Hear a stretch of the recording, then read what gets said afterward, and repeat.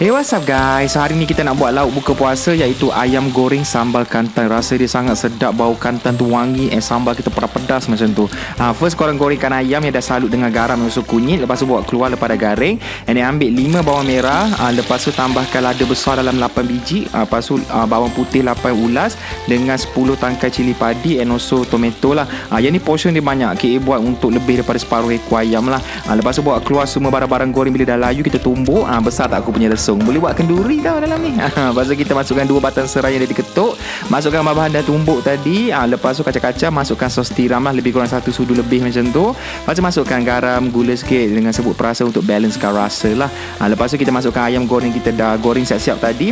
And now untuk aroma dia kita masukkan 2-3 helai daun limau purut and also bunga kantan. Bunga kantan tu depends. Nak lebih letak lebih lagi. Tak cukup, tambah lagi. Memang harum semerbak kita punya ayam goreng sambal kantan ni. Tapi serius sedap. Dia nak lagi best korang perahkan sikit 5 kasuri atau 5 nipis.